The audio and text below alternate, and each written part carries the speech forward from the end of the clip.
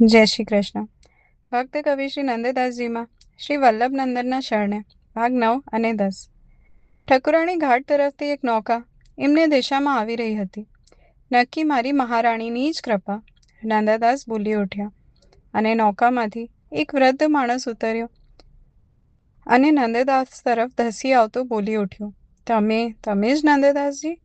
હા, કેમ વડીલ? આપ કોણ? નંદદાસને આશ્ચર્ય થયું. અજાણ્યા ગામમાં એમને નામથી ઓળખનારો આ માણસ વળી કોણ હશે? આપ નાવમાં બિરાજો, આપણે સામે પાર જવાનું છે, વિનય સાથે વૃદ્ધ માણસ બોલી ઉઠ્યો. નંદદાસના તો આશ્ચર્યનો પાર ન રહ્યો. એમણે એક નજર યમુના મૈયાના વહેતા જલ પર નાખી. એમનાથી મસ્તક નમાવતા બોલાઈ ગયું, નમતે કૃષ્ણ તુર્ય પ્રિયામ. નંદદાસે વૃદ્ધ માનવીનો હાથ ખૂબ જ પ્રેમથી પકડી લીધો. પંજો દબાવતા નૌકામાં પ્રવેશતા જ આનંદ વિભોર કવિના હૈયામાંથી ભક્તિના સ્તોત્ર સમી પંક્તિ સરી પડી. શ્રી જમને જુ ગાવે, સે સહસ્ત્રમુખ જાહી ગાવત નિષિધન પાર ન પાવે. સકલ સુખ દેન હારી તાતે કરહુ ઉચ્ચાર, કહત હો વારંવાર જીની ભૂલાવો.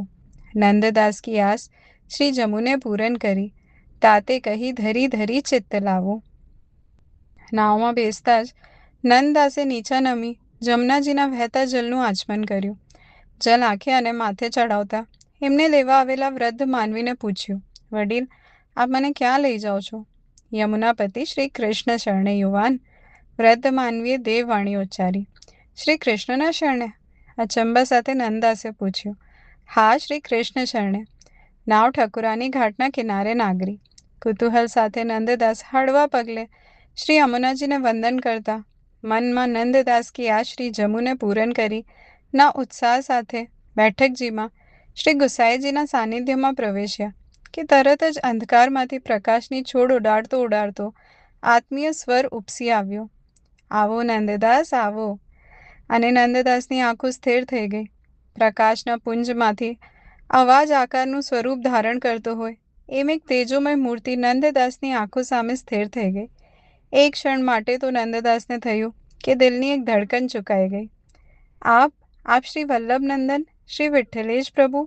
અને હૈયામાં ઉછળતો આનંદ ન સમાવી શકતા નંદદાસ શ્રી ગુસાઈજીના ચરણમાં ઢળી પડ્યા અને ગદગદિત સ્વરે બોલી ઉઠ્યા, કૃપાનાથ શ્રી વલ્લભનંદન, જ્યારથી જન્મ્યો ત્યારથી વિષય વાસનાના કીચડમાં આડોટતો જ રહ્યો છું.